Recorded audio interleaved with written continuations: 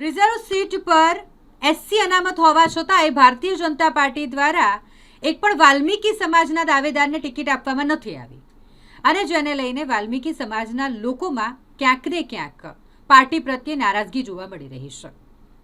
Bharatiya Janata party દ્વારા ગતરોજ મોડી સાંજે ઘણા વિલંબ બાદ આ યાદી જ બહાર પાડવામાં આવી.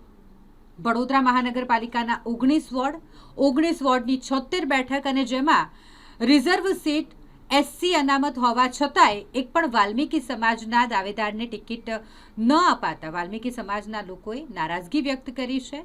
આગળની રણનીતિ શું કરવી તેને લઈને સમાજના લોકો એકત્રિત થયા હતા, મિટિંગ યોજી હતી અને ચર્ચા કરી હતી. સાવ એકદમ ભારતીય જનતા પાર્ટીના કાર્યકર્તાઓમાં માનસિકતા તૂટતી જાય છે, કેમ કે ભારતીય જનતા પાર્ટીએ જે પોતાના નિયમો જે બહાર પાડ્યા હતા જેને શું કહેવાય છે એની ભાષામાં કે શિસ્તબદ્ધ પાર્ટી પ્રમાણે, તો ભારતીય જનતા પાર્ટીના સક્રિય કાર્યકર્તા રીતે 2006 થી જ્યારે ભારતીય જનતા પાર્ટીમાં અહીં આગળ પેન્શનપુરા વોર્ડ નંબર 1 વિસ્તારમાં જ્યારથી અમે કામ ચાલુ કર્યું ત્યારથી ભાજપને નામ કોઈ જગ્યાએ લેવું હોય કોંગ્રેસની સામે તો કોંગ્રેસનું ગઢ હતું એ તોડીને આજે ભારતીય જનતા પાર્ટીનું ગઢ બનાવ્યું. અહીં આગળ આશરે 4-4.5 મત ખાલી મારા પેન્શનપુરા વિસ્તારના ઓલ ઓવર થાય છે દરેક જ્ઞાતિના થઈને. ત્યારે આખા વોર્ડ નંબર 1માં 10 થી 15 હજાર વોટ દલિતોના છે. એ કુલ મિલાઈને આખા વોર્ડની સંખ્યા દલિતોના સવર્ણ જ્ઞાતિની થઈને જ્યારે ભારતીય જનતા પાર્ટીને ફૂલ ફેસથી મદદ કરતી હોય, ફૂલ ફેસથી વોટ કરતી હોય, ત્યારે ભારતીય જનતા પાર્ટીએ જે નવા નોર્મ્સ બહાર સાથે પાડ્યા પ્રદેશ અધ્યક્ષે કે ભાઈ કોઈને પરિવારવાદ નહીં ચાલે, બ્લડ રિલેટિવને કોઈને ટિકિટ નહીં આપીએ, જે સ્થાનિક લડતો હશે એને જ આપીશું અને ત્યાંનો જ કાર્યકર્તા હશે. તો ભારતીય જનતા પાર્ટીએ જે ફોર્મેટ બહાર પાડ્યું છે એમાં ઉલ્લેખ કરેલો છે કે તમે કોઈ પણ વોર્ડમાં માગવી હોય તો આ જ રીતે વોર્ડ નંબર ફોર્મમાં જ વોર્ડની ડિટેલ બતાવવાની કે તમે વોર્ડ નંબર 1, 2, 3 કે 4 ક્યાં માંગી શકો છો. તો તમે એક તો નિયમ બનાવ્યો છે કે તમે જ્યાં કોઈ બી જગ્યાથી ફોર્મ ભરી શકો છો. તે વખતે આ કોઈ નિયમ લાયા નતા. ટોટલ વાત એવી છે કે વોર્ડ નંબર 1માં તો દલિતની સંખ્યા છે, ત્યાં તો રિઝર્વેશન નથી જ આપ્યું. એસટી ની સંખ્યા બિલકુલ નથી. ત્યાં આગળ એસટી નો ઉમેદવાર કોઈ જગ્યાએ ભારતીય જનતા પાર્ટીનો કોઈ જગ્યાએ સનિષ્ઠ કાર્યકર્તા નથી. એ નિયમ ના તૂટે એ નિયમ પ્રમાણે રાખીને એસટી નો ઉમેદવારને ટિકિટ આપે છે તો ભારતીય જનતા પાર્ટી આપી છે અને અમે સ્વીકારીએ છીએ કે ચાલો ભાઈ ઓકે, આપણી પાર્ટીએ જે નિર્ણય લીધો શિરોમાન્ય છે. તો તોય છતાં 86 સમાજનો આટલો મોટી સંખ્યામાં છે ને વાલ્મીકી સમાજ બી એટલો મોટા પ્રમાણમાં વોર્ડ નંબર 1માં રહે છે.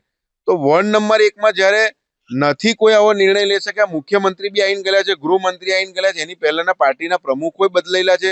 જ્યારે સામાન્ય સીટ પરથી ભારતીય જનતા પાર્ટીના કોંગ્રેસના કાર્યકર્તાને લડાઈ શકते હોય, વર્ષોથી ને જીતી શકતા હોય, તો ભારતીય જનતા પાર્ટી કેમ રિસ્ક લેવાની તૈયાર? એની પાછળનું કારણ એ કે ભાઈ 5 રિઝર્વેશન ટિકિટ વડોદરામાં આપે છે તો બરોબર છે કે 5 રિઝર્વેશન ટિકિટમાંથી એ લોકો ના તોડી શકે. તો આજે જે ભારતીય જનતા પાર્ટીએ પ્રદેશમાંથી જે મોવડી મંડળે લિસ્ટ જાહેર કર્યું છે વડોદરાને કે ભાઈ તમારા 76 ઉમેદવારનું લિસ્ટ અમે બહાર પાડ્યું છે, તો ભારતીય જનતા પાર્ટીના સૌ કાર્યકર્તા એને વધાવ્યું છે અને અમે એની સાથે બધા ખુશ પણ છે કે સારું ચાલો નવા ચહેરાને તક આપી, નો રિપીટમાં આવ્યું. પણ એવા કેટલાય લોકો જે લોકો વર્ષો સુધી 25 વર્ષ સુધી ધારાસભ્ય રહેલા છે, એના ઘરના લોકોને બી ટિકિટ આપી છે, તો એને ઓછું પડ્યું? કોઈ કાર્યકર્તાનો સમાવેશ કર્યો હોત તો એ લોકો જ્યાં રહે પોતે કઈ રહે છે અને ટિકિટો ક્યાંથી લઈ આવે? તો ભારતીય જનતા પાર્ટી આમ એક બાજુ નાના કાર્યકર્તા પર નિયમો લગાવે છે, એ જ નિયમો પછી તોડીને એ લોકો ત્યાં જઈને બેસી જાય છે કે ભાઈ હું આટલો સિનિયર છું, મારા ઘરમાંથી આપો, તો એને ટિકિટ આપી દે છે. તો કાર્યકર્તા જેટલો તાપમાં ફરે છે, ચોમાસામાં ફરે છે, એને દરેક મુશ્કેલીનો તકલીફ પડતી હોય છે. એ કાર્યકર્તાને ખબર હોય છે. તમે લોકોએ ભારતીય જનતા પાર્ટીને ઊભી કરી એનાથી અમને ખુશી છે, પણ ભારતીય જનતા પાર્ટીને ઊભી કરી એની પાછળ તમારા લોકોને ટિકિટ આપવાની કાર્યકર્તાનો કોઈ રાઈટ નહીં.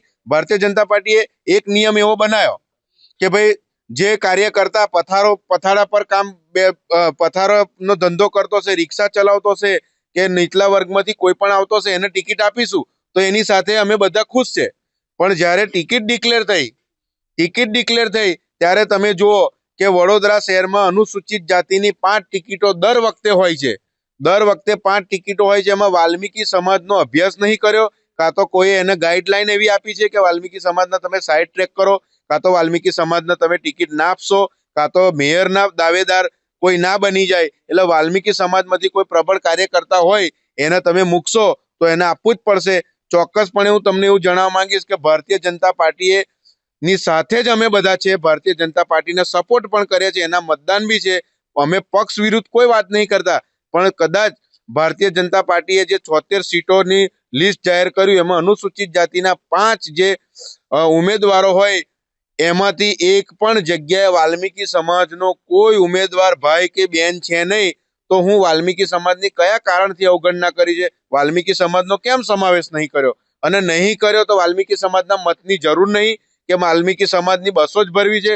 આ હમણાં તો છેલ્લા 5-7 વર્ષથી કોર્પોરેશનમાં યુનિયનમાં જોવા માંડ્યા આ લોકો કે વાલ્મીકી સમાજ બહુ મોટી સંખ્યામાં રજૂઆત કરવા છે, તો અધિકારીઓ પર એમની પર એમને સૂચના આપીને વાલ્મીકી સમાજના દ્વારા સફાઈ સેવકોની ફૂલ મોટી માત્રામાં બસો ભરવામાં આવે છે, અને એના થકી જ આ બધા મોટા થયેલા છે કોર્પોરેટરો ના બધા.